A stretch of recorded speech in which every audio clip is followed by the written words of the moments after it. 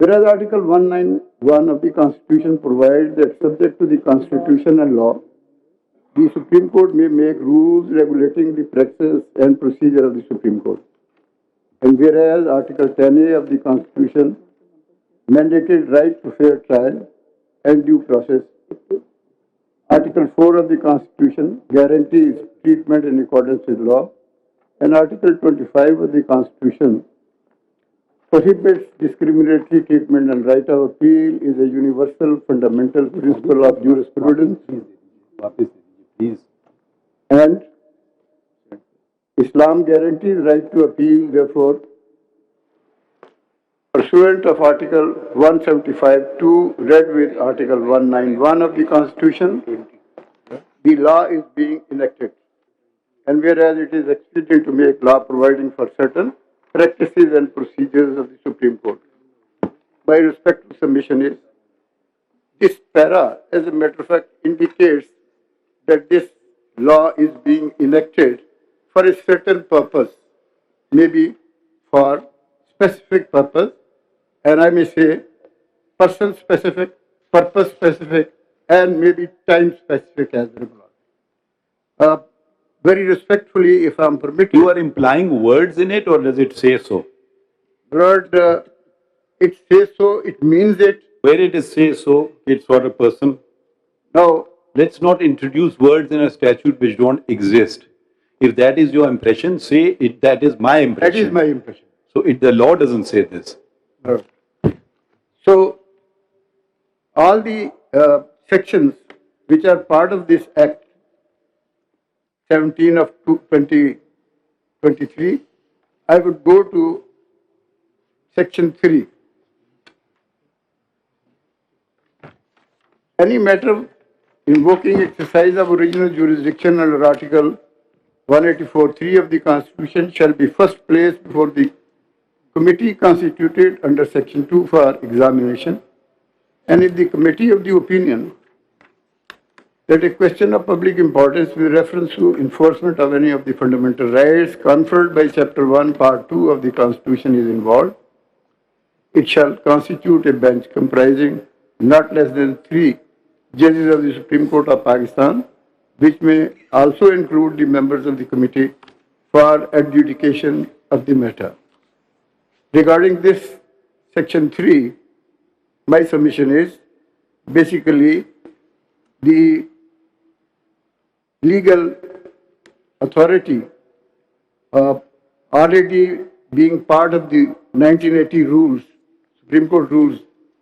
This section, as a matter of fact, has been introduced by the Parliament, and I would respectfully say this is an encroachment on the area which falls within the jurisdiction, within the legal framework, I must say. So this is being in conflict with the separation of power theory. My submission is this conflicts, and this is ultra vires, my lord, so far as this Section 3 is concerned, my lord. Lord, then regarding appeal, Section 5 I will read. An appeal shall lie within 30 days from the order of the bench exercising jurisdiction under Clause 3 of Article 184 of the Constitution to a larger bench of the Supreme Court. Of such appeal shall be within a period not exceeding 14 days to be fixed for hearing.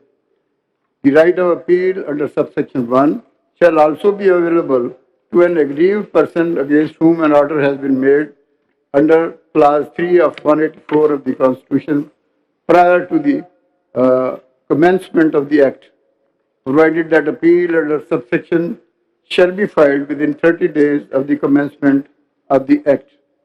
This appeal has been provided in Article 184(3). My submission is this would have been done only if the Parliament had 2/3 majority. So this falls within the area of constitutional, I must say, competence of the legislature. So this is ultra vires the Constitution. So whereas Section 5 is concerned, until and unless there is 2/3 majority in the Parliament.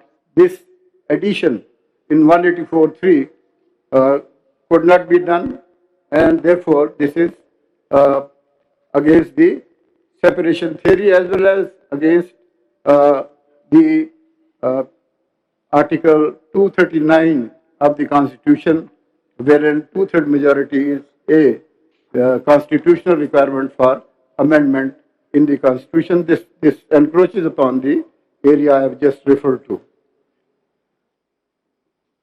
Regarding 6, my Lord, I will just submit that the counsel which this is regarding review, the counsel who would be conducting a case before the Honorable Court would be most suitable for the purpose of arguing the case while review is filed by a party.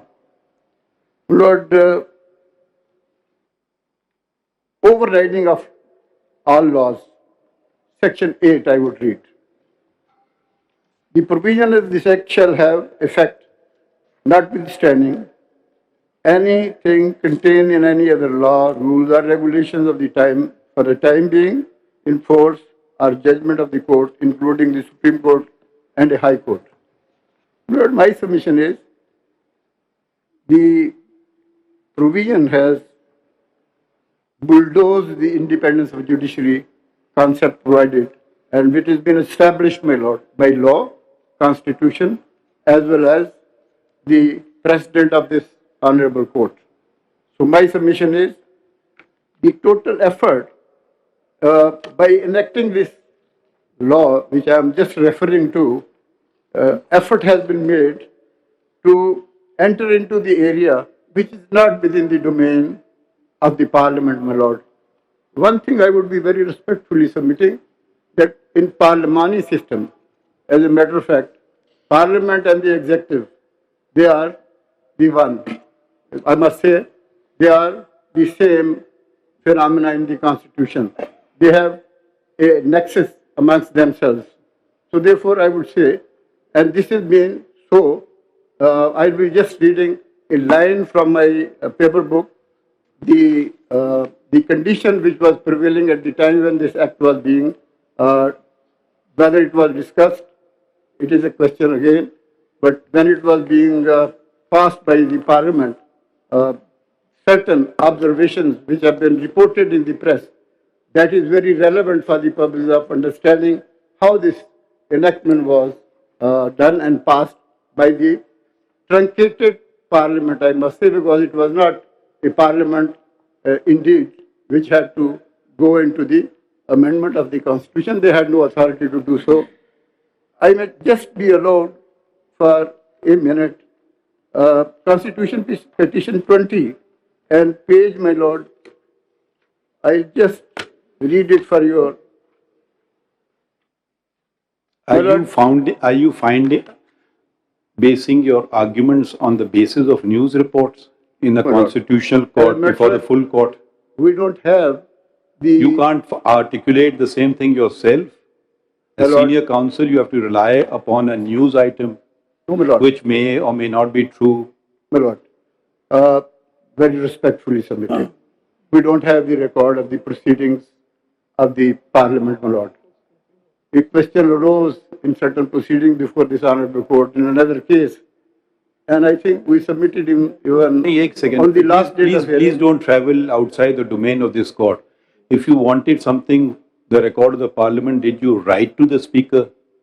Whether he would allow your request or not is a separate thing. Lord, it's not Did you write to the Speaker? No, my Lord, it's not me. As a matter of fact, we requested your Lordships to. I'm asking you a simple question. You didn't write to the Speaker. My Lord, we are a separate constitutional body. Parliament is a separate constitutional body. If you want some information from the Supreme Court, for instance, would you write to the National Assembly Speaker? You would write to the Registrar of this court. Similarly, if you want some information from the Supreme Court, Parliament, whether they give it or not would be a separate matter. Freedom of Information Act 19A has now become part of the Constitution. If you don't bother to say, avail of this opportunity, please don't take this ground before us. Because it's a hollow ground.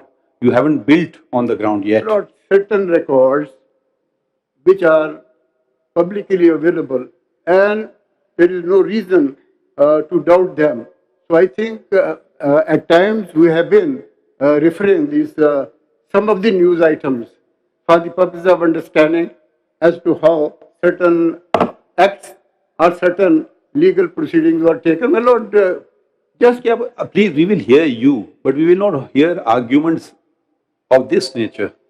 When you say, I will not write a simple letter and I will take up the time of the entire Supreme Court to articulate a proposition which has no factual basis. one thing I So must please say. argue your own case. Forget My lord, what the newspapers say. You argue your case. My lord, this is not my case, it's not the individual's case, this is case of the whole nation as a matter of fact, which is before your lordship. So therefore, certain items Please, again which you may be relevant for have the assumed purpose. yourself. देखिए ये ना कीजिए.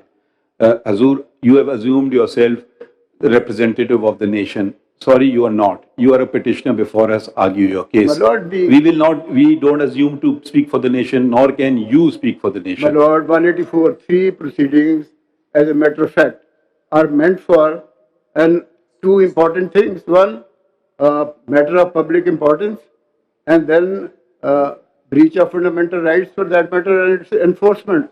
So this is, I must say, this is relevant in any case at par. If you just permit me just one line, because it's very relevant. Ex-Prime Minister wants National Assembly to summon CJP, Chief Justice of Pakistan. I must say very respectfully, this Please do not say anything. That list is not before us, and you've not made the person a party. You cannot make allegations against somebody without making him a party or her a party. Please, we will not permit this. right, my lord. You can't use this forum as for a political debate. The media is available to you. You can go and give a talk on the media. Lord, I am before your lordship on law and constitution. So therefore, my respectful submission is certain relevant facts which are admitted and publicly known. They are relevant because the proceedings in Please this tell us what are those. many years ki, now your lordship may permit me, we had an assembly of lot of people right out on the Constitution Avenue.